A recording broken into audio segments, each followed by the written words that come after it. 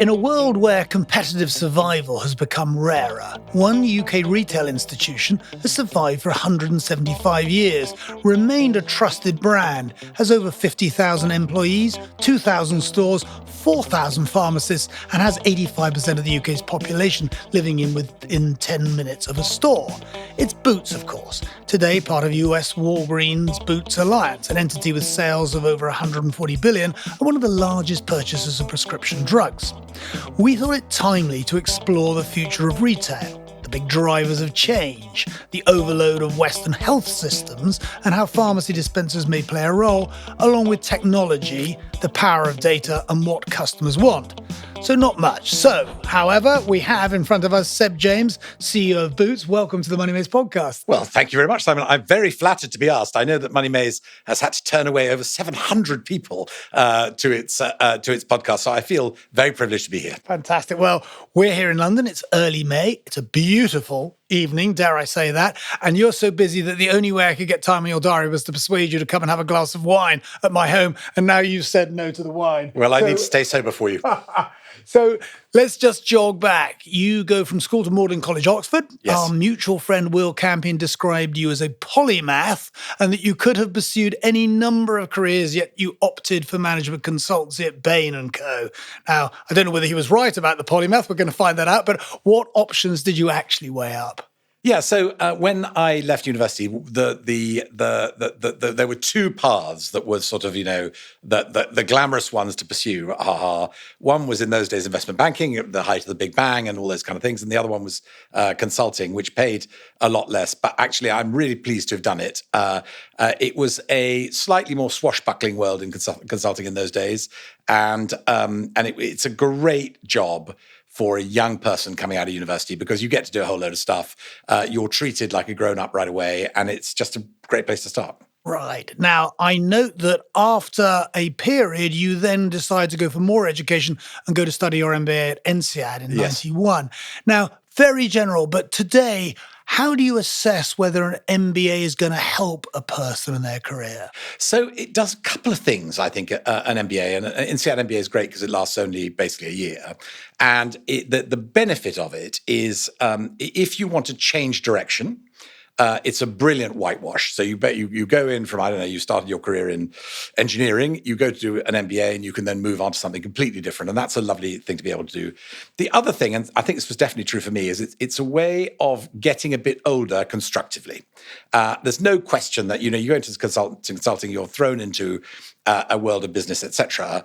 And there's a moment where it's quite good to have a pause and say, look, I'm just going to mature for a year, learn a bit about things I've never done before, and meet a whole load of new people. And INSEAD was great for that. And it's also super, super fun. I actually did the advanced management program there, which is the cheat version, back a long time ago. Now, you join Currys, and in fact, I think if I get it right, you join Dixons Retail, and then you end up as CEO of Dixons Carphone in 2014. Yes. Now, I have to say, a hand in the air, full disclosure, I own Currys shares, sadly bought at a higher average purchase price. We have had two bids, which I think have lapsed, so I don't think we're, saying anything that we shouldn't. But as a shareholder, and we know we've talked a lot on the Money Maze podcast about undervalued UK companies, here is a company classically getting in the sights of, non-typical buyers. And I wondered as a shareholder whether you would think that the optimal outcome is for it to grow back into a valuation maybe that it used to have, or whether in fact the best outcome is simply to be absorbed and dealt with. Well, I'm not going to answer your question for now. I'll come back to it if I may, but I think it's a good moment to reflect a little bit on what it is to be a retailer, and particularly an omnichannel retailer. I mean, the death of conventional retail or high street retail has been predicted now for decades, ever since really Amazon began to move, and when I was running Dixons, we thought about things in a slightly different way, which is we were saying, well, let's not try and be Amazon. But let's instead try and work out what our strengths are compared to Amazon. One thing was absolutely clear to us was that although customers loved coming into shops and they loved getting advice and experience, they were then quite happy to take that advice and experience and and go to Amazon and buy the actual product. So, and I knew that we had a problem because I went into one of the stores and a lovely customer was chatting to one of our people, and then they literally bought the television online on their phone in front of which I thought was just rude. But what that highlighted to me is that you've got to work out what it is you're going to be. And our only question was, how do you pay for that service? And we found two sources of revenue that Amazon didn't have. One was customers wanted the product to be delivered to their house, installed, set up, etc. And the other one was that suppliers were desperate for a place to showcase their products and were prepared to pay us to do that. So as soon as you understand that dynamic, you can begin to build a sustainable long-term retail business. And it's exactly the same with boots. Right. So I want to go back to the question that I still think is valid. Yes. Is that how does one think about value recognition? Yes. So on the whole, I think markets do a pretty good job of valuing assets, valuing management teams, and so it's very difficult to sort of second guess what a business is worth when a market's taken a view on. It's not always true, but my own feeling is that Dixon or Currys, or as it's now called, that Currys probably has a way to go to rebuild itself in the hearts of the public, and to and therefore I think has some value opportunity before anything else happens. Right. So in Jan 2018, you resign and you go to run Boots. And before we talk about retail, may I just ask you what you think was maybe the most important lesson you took from that experience that you were able to take with you? Dixon's was my first CEO gig. And I remember when I was applying for it, or no, I'm not applying for it, when my predecessor told me he was leaving to go and run Apple Retail worldwide, and in fact I'd gone in to resign to him to go and take a CEO job in a small fashion business, and I'd gone in, and he said, "Well, look, just before you start, I need to tell you that I'm leaving, and you're in the running to run this." I zipped it, and I got that job. And I remember the day I got it, because I was operations director before that, a job I absolutely adored. And I remember the day that John Allen, my chairman, rang me and said, "There's good news, you've got the job." I sat for an hour with my head in my hands at the kitchen table thinking, oh my God, how do you actually think about leading a business of this scale? And what does the responsibility mean, and how does that affect your everyday life? And all of those questions were flooding through my mind. But it turns out it's a bit easier than it looks. And was there one thing you took from it as a lesson that stayed with you? So I think it was probably the most important thing was, and this is very trite and everybody will say this, was the quality of the people you have around you. And I was very lucky. We had some amazing people. And I took some of them with me to Boots. And I definitely think that having people around you that you like being with, that you think are super smart, is the difference between success and failure. And we built quite a nice culture at Dixon's, a culture of courtesy and respect. And I hope that has been really carried through into Boots as well. Got it. So as I said at the beginning, the hope today is we can tease out some of these critical things around the future of retail and the major forces. And I have read quite a bit of stuff around you and Boots and your history. And one of the quotations is that you have, so I'm going to quote back to you, is we live in a rapidly changing environment in which whole business models are dying, such as department stores, and also living at a time when at last the market's patience with non-profit making business to consumer online players has disappeared. So let's just unpack that a bit. What's going on with retail? Well, you detect in that quote a frustration that I had for probably a decade, that my online pure play competitors were able to simply invest in customer acquisition indefinitely and never had to make money as far as I could make out, and that shareholders were continuing to reward them with ever increasing share prices despite having business models that I thought were basically bust. That has changed. There's no question that we see that, partly in Amazon, but also in the Hut Group and other companies, where investors have said, finally, we no longer have patience for a jam tomorrow world, and we actually want you to deliver some jam today. And for high street omnichannel retailers like myself, that is a godsend, because at last we're playing on a level playing field and actually winning. Are the department stores closures emblematic of something specific or a wider trend? So I think the department stores is a special case because, and you see this globally, not everywhere. In Asia, department stores are still very successful and so on. But across the Western developed world, the department store model is finding it very difficult to find a home in an internet world.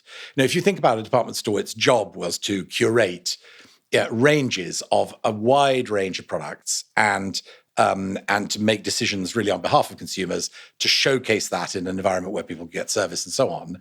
Now people are no longer prepared to pay for that service, and they prefer the enormous range that's available online and from Amazon and others.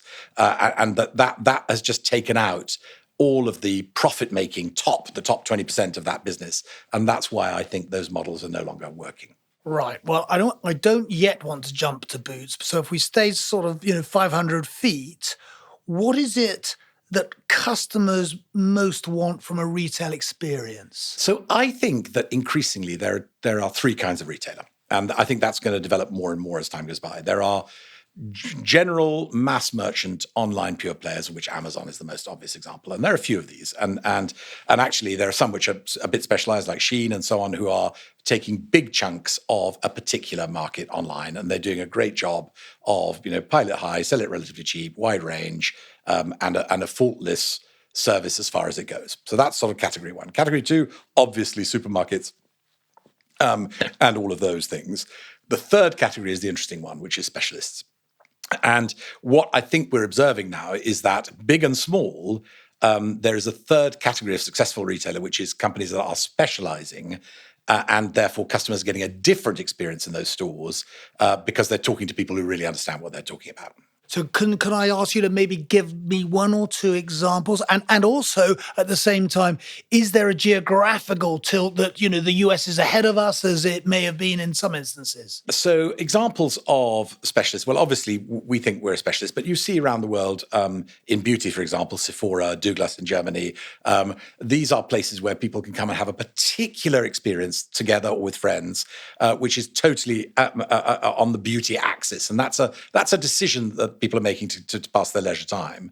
But there are others. There are watch specialists, fashion houses. These are places where people are coming in and getting a different kind of experience than they would get online, and they're really liking it, and they're prepared to go out of their way to get that experience. And when we talk about the competitive landscape, you have obviously highlighted, companies that sucked up capital and was down tomorrow. Yeah. But you also, and this is a quote from you, is that by using my key rule, which is in the nicest possible way, if your competitors are struggling, put the boot in. Okay, I'm afraid you need to explain that. Yes, because I know you seem like a nice bloke, but that doesn't actually seem that nice. I think retailing is war. And it's war. It's a game. I mean, it's a war game. And I think unless you set out to put the boot into your competition, you're never going to win. It's massively galvanizing to teams to have a competitor. We recently, Sephora's opened 3 stores in the UK and a big online presence. It has been incredibly galvanizing to our teams to say, well, what do we do to make sure that we have everything in our armory ready for when they open? In fact, in Westfield. When we knew Sephora was opening, we had plenty of advance notice. We completely reconfigured the beauty halls, and our growth was bigger than the whole of their sales. And so competition can be a really, really good thing for your business, never mind their business, but you've got to take an aggressive stance. I remember Dixon's Best Buy, which was the US equivalent of Dixon's, came to the UK, and they gave us, for some reason, 2 years' notice. And I was in charge of what was called the Warm Welcome Committee. And the first store was in Lakeside in Thurrock, and they had this nice store, and they'd built this enormous pier with Best Buy written on it with letters visible from the moon. And the only weakness of their site was that it had 110 car parking spaces. So I went to my boss and I said, look, what I'd like to do is buy 110 old bangers, park them up in all the car parking spaces, and then throw away the keys. And unfortunately, he didn't let me do it. So, but that is war. And that sort of warfare is good for everyone. I can understand. And what I also recognise very quickly, Seb, is it's nice to know you and be a friend of yours. Now, I want to tilt to it's the challenge of the Western civilizations, which is healthcare systems are under inexorable pressure. We can cut it anyway. I think that, we're going to have a change of administration of political color in this country. I think it's Wes Streeting, who's the shadow health secretary, who said we can't keep on throwing money at the NHS. It's a much bigger problem than the UK. Boots, of course, sits in an interesting place. It has this online doctor. People, obviously we've got aging, we've got high prevalence of chronic disease. People go to Boots. Let's just talk a little bit about how you think this particular landscape shifts. Yeah, it's hard to predict. So there are three phenomena which are causing the current discomfort within the NHS. The first one is possibly four, but the first one is post-COVID, a significant uptick in demand. Secondly, we operate on a free at the point of use basis, which means that demand appears. There's nothing to restrict it other than queuing, which is what we currently use. Thirdly, there's quite a significant workforce challenge, and the number of people that we can throw at this is relatively limited because it takes quite a long time to grow a doctor and even longer for a consultant. So faced with these exogenous external challenges, I think the NHS is coping astonishingly well. But your fundamental point doesn't change, which is we need to think differently about how we start delivering that healthcare. And the way we would think about it in a business is a bit different. And I think you would know too, if it was in your business, you would think about this slightly differently, which is to say, what are my problems? What problems am I trying to solve? And I don't know, you take an example, hip replacements or whatever it is. What assets have I got to deploy against that? And you'd say, well, I've got pharmacies, I've got care homes, I've got hospitals, I've got GPs, and you would start beginning to try and match those assets with those problems. What we have in the UK is an incredibly siloed, and it's for historic reasons, incredibly siloed structure such that everybody in the healthcare system is throwing snails over each other's garden wall in order to try and protect their own position rather than thinking in the way a business would do in a customer-centric way. And I do think there are alternatives. Okay, and I think you said to me in an earlier exchange that you'd actually spent some time with Wes Streeting talking about this. What's the good outcome? Well, I think that both parties have now, and both health administrations and the NHS have now started to recognise that something's got to change. And I'm very encouraged by how patient-centric Pharmacy First is, for example, and I'm very encouraged by how patient-centric Wes Streeting has been on both sides of the political divide as they begin to say, we have an issue and we now need to start thinking about what could I use to improve that issue. And speaking as a pharmacist, as a pharmacy provider, it's really exciting for me and for our pharmacy teams to be starting to treat patients and to actually alleviate the problem rather than simply dispensing medication, which is an important function, but lesser. And I said earlier on that I had obviously read, didn't know this before the research, that 85% of the UK's population live within 10 minutes of a store. And it is this very, very trusted, brand. And yet you've got this very big online presence as well. And I just wonder, because you all are also closing some stores. I was in Salcombe last week and I went in to get a pair of glasses there. I bet sounds makes it very old, but I've left my glasses in London. I went in there and there's very nice store and these very nice people, and they were all rather sad because, as part of a rationalisation, which, although all of every single person was offered a job in another store, most of them took them up. So luckily they've got somewhere to go. I understand that. But how are you trying to position Boots in the face of the potential solutions it can offer? Yeah. So, Pharmacy First is a really good example. If you've got a throat infection or an ear infection, very painful conditions, and in England at the moment, in many areas, there's a long wait to see a GP, particularly for non-urgent conditions like that. Now, within a 10-minute drive of 85% of the British population, you can pop into a Boots without an appointment, talk to the pharmacist, be diagnosed, be prescribed, be given the drugs, and be on the mend within 20 minutes. That is a radical shift in the patient experience, firstly.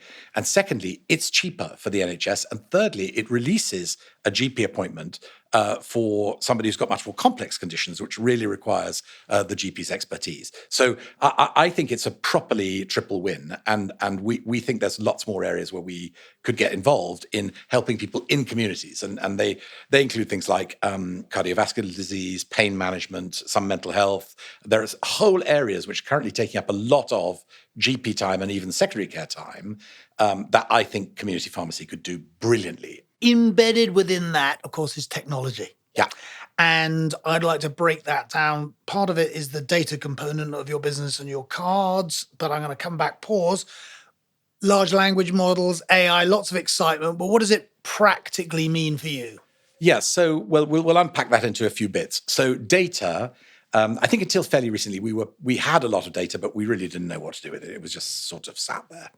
The Advantage Card program has been going for 25 years now, 26 years now, and over that time, we now have 75% of British women are active users of our card. So we have an incredible wealth of behavioural data on how particularly British women buy today, how they bought in the past, how that evolves through time, how people think about themselves. Facilely, I remember talking to somebody who said, well, we know what colour somebody's hair is and we know what colour they wish it was.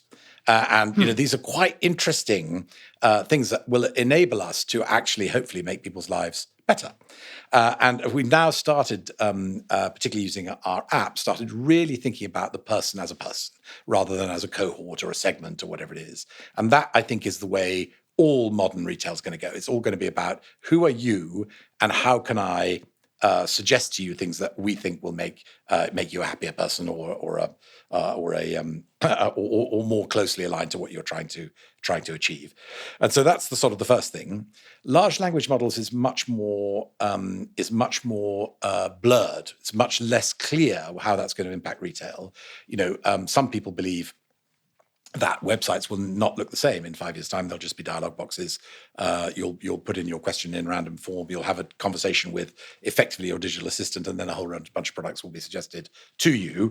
I think that's probably a bit fanciful, but we launched, among the first in the world, we launched a chatbot, an AI-powered, large language model-powered assistant on our website.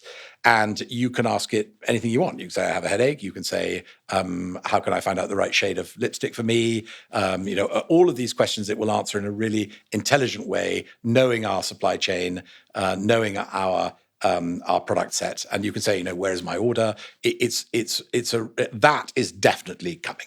Two other retail comments. I noted, not that he's been a guest, Simon Robertson, CEO of Sainsbury's, said brands could benefit from a much higher ROI. Now, you have other brands and you have your own brands. Just take me into the world of brands. Well, Florence Boot in the 30s went to Paris, and she was very interested in democratizing cosmetics and beauty products in the same way that her father had democratized healthcare. And she did things like she would buy soaps and she would bring them, which were in France, they were sort of this size of a brick, and she'd cut them into smaller pieces and wrap them up, and then she would sell them much more cheaply.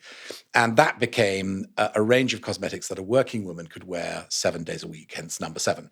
And that brand has now been going for, nearly 100 years, delivering exceedingly good quality, but trying to do that at a price which is reasonable. And there are lots of, I won't bore you with the product set because I could go on all day, but there's some very, very interesting scientific developments that have gone into our skincare ranges, for example, that are available at a fraction of the price they come from the big brands.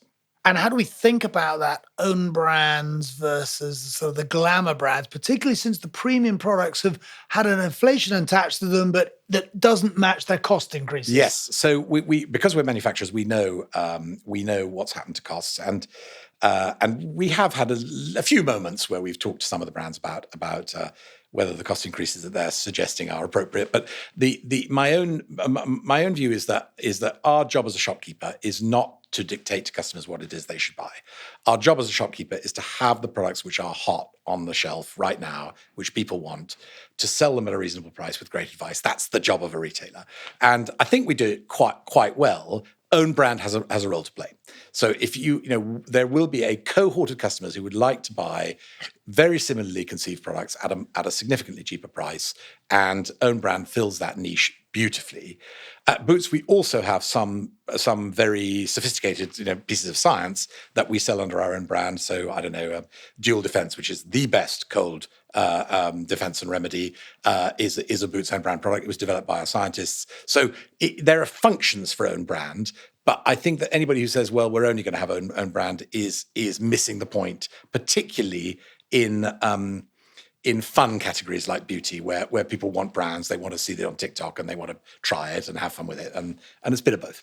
My children always have colds. What's that product called again? Dual Defense. Dual Defense. Yes, Dual Defense. You'll never have a cold again. Okay. I'm going to go and buy some. That's going to be their Christmas and birthday presents. Now, two different questions, and one, a while back we had Martin Walters, who is CEO of Victoria's Secret, former guest, etc. He said Boots is an incredible legacy British company. What impact has Walgreens business had on the company's culture and values? So I think rather little. In fact, the culture and values are locked in. And in fact, it was one of the things that I found a little frustrating when I arrived, was that it was incredibly difficult to engender a sense of more risk-taking and more entrepreneurial spirit within the company because we'd done things for so long in certain ways. I think that Walgreens has been a really good owner of Boots. They've continued to invest very heavily in the company, and they've more or less let it get on with the job it had to do. And certainly I found that they've been incredibly supportive in helping with the changes that I've wanted to put through and over the last few years. So I don't think that's been a big issue one way or the other. I think when KKR originally bought it many years ago, some of the more excessive traits of 1970s management, like the £3 million wine cellar and so on, were all sold, and probably that's a pretty good thing. So that's very, very timely, because as I read this, and I've been around for a little bit, I thought I knew reasonable amount about UK corporate history. In fact, Boots was the only FTSE 100 company to be bid for by private equity. At least that was what my data showed. Right. You might correct me, but that's I think it has happened before, but it's rare. Okay, and the other bidder was Guy Hans. Yeah. Now, Guy Hans was a guest on the show, and we asked him, and he said, this was his question: when we looked at buying Boots, our strategy was to close down general retail and concentrate on health and beauty with the intention of developing prescribing medical centres. How similar in terms of our strategy is the Boots of today? It is eerily similar. It is eerily similar. It's a multi-stage process, right? It's not something you can do very easily with a brand like Boots at private equity speed. But our drift has been towards health and beauty.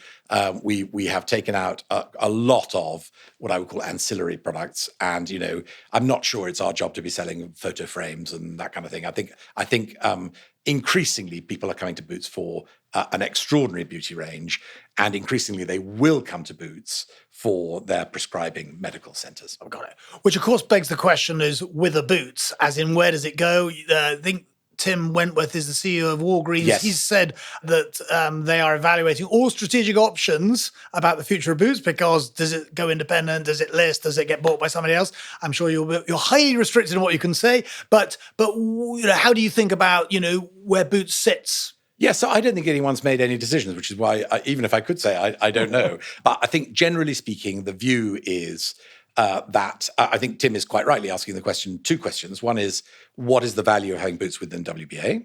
Question one. Question two, is WBA the best owner for Boots? And I don't know where they'll come out on that. But we have a lot of independence to run our business as we want to now. I loved being in a public market environment. I think public markets can be really, really good for companies. But I don't know what the future holds. And I think either way, our job is to try and do the very best to drive value in the business. Okay, well, the release of our episode this week is with David Schwimmer, the CEO of the London Stock Exchange Group. And and we were talking about the delisting, which it actually turns out the delisting phenomenon in the UK is pretty much in line with what's going on in the US. So there's just a relentlessly bad narrative about the UK, some of which really frustrates me and is inaccurate. Yes. But I would say nothing wrong with Boots being relisted in the UK as a 175-year-old retailer. Now, your philosophy on running... Couldn't possibly comment. Your philosophy on running a business. I found myself at the weekend this is really a sad indictment of where I've moved, reading the Grocer magazine article Yeah, it's a fine publication. of March of last year. And you were featured in there, which puts us in a really enviable camp on your 7 points or philosophies on running a business. I can't for the life of me remember what they were, Simon. They were things like trying to focus on a few things and have daily meetings. Right, but you know, you've been at the helm of 2 big businesses and important businesses. You know, if you were to reduce your philosophy running a business, what would be the 1 or 2 things? So I often ask myself an existential question, which is, does a CEO make a blind bit of difference? And I was particularly drawn to this question was I was every year we do a dinner for the lovely men and women who've been in Boots for 50 years and still work there. We do a dinner for them, et cetera, et cetera. And I was talking to a very nice woman who'd been there for 50 years. And I said, oh, you must have seen a lot of CEOs over the years. She went, to be honest, I can't remember any of them. And so it was brought home to me in absolute stark clarity that, you know, we are dust to most of the people who are, who are making the business happen every day that goes by. I think, therefore, a level of humility is incredibly important. You've got to see yourself in that context. You are a steward of this thing for a period of time. If you are very lucky, you can have 1 or 2 good ideas. You can bring together a really good team, and you can leave the company feeling proud of what you've achieved. And I am very proud of what we've been able to do together to make Boots a company back in growth. You know, beginning to get, gaining market share now for 12 consecutive quarters. These are things that didn't look very easy 6 years ago and are now happening, and that's a lovely thing to be able to do.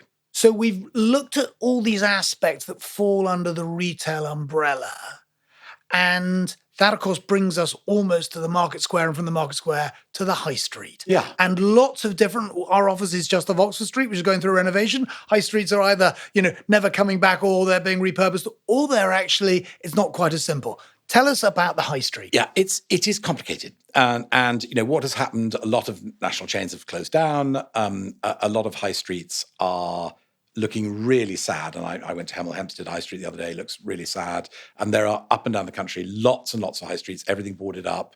And that creates a proper community vacuum. And we saw that in the United States, in towns like Detroit and other places where the center of the town dies and everything moves out of town, and suddenly you've got a real problem of crime and fear in the center of your towns. And our towns are too important for that to happen. Now, I'm actually quite optimistic, because the issue has been one of property, and property costs don't go down very quickly. Even when a high street dies, landlords continue to want to appear to charge a higher rent in order not to be in a debt deficit of any sort, and that takes 20 years, geological time, to work its way through. But if you take a high street like Deal in Kent, which is near where I live, that high street was a bit of a dump for 10, 15, 20 years, and is now regenerating as landlords ask for reasonable rents, as the local authority asks for reasonable rates, and small businesses are springing up. The butcher, the baker, and the candlestick maker all coming back. Really fun boutiques, and the high street is beginning to come alive again. And the question, to my mind, is how do we make that happen much more quickly in other high streets up and down the country? It's not easy to do. But you're saying that the push factors are landlords having to be more realistic, and local authorities also having to say the rate levels need to be variable or appropriate, etc. So I mean, the real issue is that the amount of trade has gone down, and therefore you need to pay less rent. I mean, less property costs. As soon as that happens, a town like a flower, a town just regrows, but often that can be a very, very long period of time during which your town dies, people move out, and you end up with a proper community issue, which needs resolving. Okay, so we live in Western economies. The US is a little bit higher, but UK consumption as a percentage of GDP is high 60s. The US might be, touching 70s. Consumption is what many people, live to do. Is anything changing ultimately in what they want? The way people are discovering products is changing completely. So it used to be, certainly in beauty, that a mother would teach her daughter, the product she uses. That's how that cycle would begin. And people were very loyal to brands. People were very loyal generally. They were loyal to shops. That's all gone. Now you have daughters teaching their mothers the latest brands on TikTok. You have a completely different dynamic around choice and recommendation. The most trusted are often influencers that they see on social media. And that creates a completely new dynamic that we all have to respond to or die. Rapid fire questions. Who, if you've had one, has been a critical mentor in your life, and why did they help? So I'm going to call out Archie Norman. So Archie has been certainly critical and very often a mentor. He is properly no nonsense, and he's been a really good friend and advisor over the years. So I'm very grateful to him. Fantastic. And doing, it appears to be a really good job at M&S, talking Indeed. about a brand. I am a shareholder of M&S. I'm very happy to see what appears to be a rehabilitation going on. Boards. Yeah. What do you think makes for a really good board? So a board is a symbiotic relationship between a chief executive and a finance director and the board. What makes a really good board is when that relationship works well. There are two schools of thought, I think, among CEOs and their boards. One is the CEO, and I've lived with both, by the way. One is the CEO who regards the board as a necessary evil and slightly rolls their eyes and does the board meeting as best they can and so on. I'm not talking about the toxic boards, but just the ones where the board is an inconvenience. The second category is, I think, CEOs who say the board is an expensive group of extremely experienced people. I may as well get the value out of them. And as soon as that relationship begins to form itself, then naturally the symbiosis works and the magic happens. And I think that's the biggest defining feature. So back in 2010, Michael Gove, who was the Education Secretary, gave you a role reviewing state school spending. You were, I think your title was Advisor to the Department of Education. What did you learn? And now I know you've got 4 children, so you've seen education, up close and personal. What do we need to think about more in the education of the future? So I had a very narrow brief, and my job was to try and work out how money could best be spent in building and refurbishing schools, particularly building schools. And it was, what I learned was that incredibly committed and clever people at the department were not operating a process that was going to come out with the best outcomes. And it was fascinating to me to sit and work through processes with those teams. In fact, there was a team, and we were drawing it out on the wall, as people did in those days, drawing it out on the wall, and we discovered a team who did a piece of analysis, and that piece of analysis didn't go anywhere. So there was a terrible realization in the room as we were all sitting around discussing what everyone did, that those people suddenly realized that their work didn't go anywhere. And I think that untangling that and making that cleaner is something that probably applies to every business, certainly every government department, and is a real source of value. And, by the way, a happier working life. We had a question from David Bodmer, who is a friend of the show and a keen entrepreneur. And he said, you got these auto tills. He said, shoplifting is rife. Amazon Fresh are removing them. Are you keeping them or are you removing them? No, we're keeping them. Shoplifting is a bigger issue than that. Shoplifting has more or less doubled since COVID. And it's not the auto tills that there's a measurable impact of that, but it's not the auto tills. There has unquestionably been a change in the social contract of some sort that happened since COVID. And it's now regarded as much more morally acceptable to steal from shops. And my problem is that it's not morally acceptable, not so much because of the stuff that gets stolen, although I really mind about that. It's more because of how incredibly unsettling it is for our staff.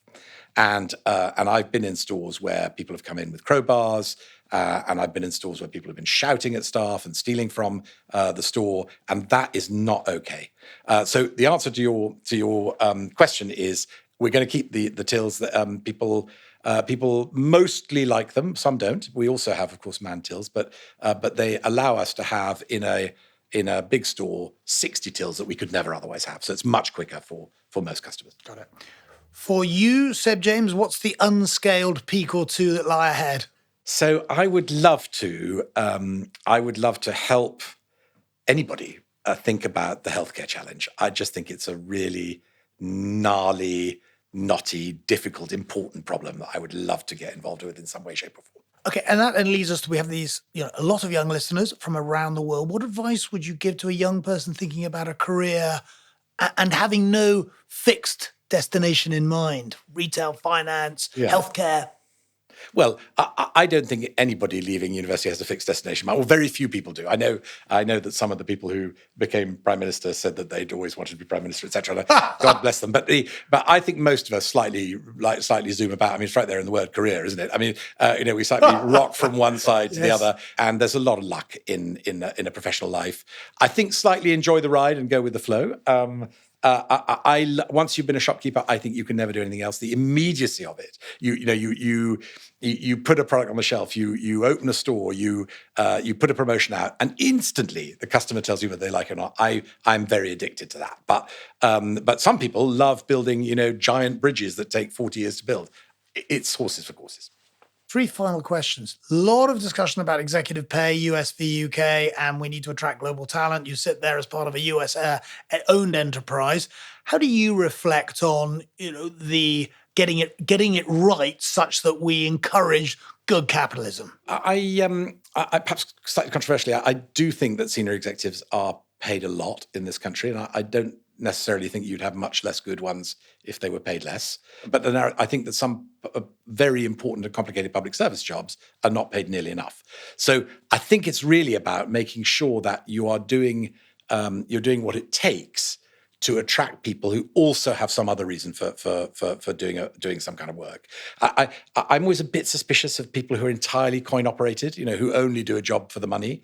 I think that the best performing executives are the ones who also feel that they really love what they do and that they really feel the purpose of what they do. And that obviously they need to pay the bills, but they're not going to be motivated by, gigantic sums of money. Do CEOs, whether it's in the UK or around the world, compare notes enough? Generally. Or about pay. I mean, no. I moved on. Yes. Generally. So there is a sort of a community, but I wouldn't say that I would sit down with other leaders of businesses or even retail businesses very often and say, how are you dealing with this problem or that problem? It's like we do in some cases. So shoplifting, for example, is affecting all retailers. That is something we do sit together, and there are forums for doing it. I mean, I think retailers are particularly nice people, but then I would say that, wouldn't I? You have 4 children, as mentioned earlier. You got a big job. How do you relax? I'm not very good at relaxing, to be honest. So, I'm not the. When we go on holiday, I'll get up early and go diving, and then I'll come back and everyone's just waking up. So I'm not really in that camp. I just quite like the hamster wheel. Right. And if you could have dinner with a business leader, from anywhere in the world, who's most intrigued, impressed? Well, I mean, I'm very interested in the psychology of entrepreneurship because I realized quite early in my career that I was a terrible entrepreneur. I tried, and I was absolutely useless at it. So I'd be very interested to meet some of the very few people who've started small companies and been able to grow them into global enterprises and still be there. I mean, there are lots of people who start companies, they sell them, professional managers take over, et cetera. But we know all the names of those people who've gone from naught to big, the Elon Musks, the Zuckerbergs, those. I would love to sit down and just explore the psychology of those people because they are extraordinary people. Well, we're hoping to get one of them to one of our Money Maze podcast dinners. Well, that would be great. So you, of course, will be the top of the guest list. Excellent. I'm going to stop there. I've been looking forward to this because on the Money Maze podcast, we've had lots of people from the investment world. We are having more people from the corporate world. Retailing is absolutely in front of all of us because it's what we do all the time. And yet we sort of see these shifts, but I don't think that we necessarily process them. So it's been really helpful. I normally, summarize, and I'm going to, summarize. I mean, remarkable that you said 75% of British women use the Boots card, and that gives you data that you're now using. And the conclusion out of that is that retailers more generally are trying to match customer preferences with the evidence of their buying habits. Number 2, that the importance of humility in a CEO is often forgotten. And you obviously are very, you're very aware of that you are a steward of a company. And yet, of course, as we know from, many CEOs, you can have a material impact. And that the high street is absolutely essential to all countries and cities, and their decline creates a vacuum, but that there are reasons to be a bit more optimistic, as there are some glints of hope around healthcare practices that might take strains off these overburdened health systems. So, Seb, thank you. Absolutely terrific to have you here. It's been a pleasure. Really appreciate it. Not at all. Thank you. All content on the Money Maze podcast is for your general information and use only, and is not intended to address your particular requirements. In particular, the content does not constitute any form of advice, recommendation, representation, endorsement, or arrangement, and is not intended to be relied upon by users in making any specific investment or other decisions. Guests and presenters may have positions in any of the investments discussed.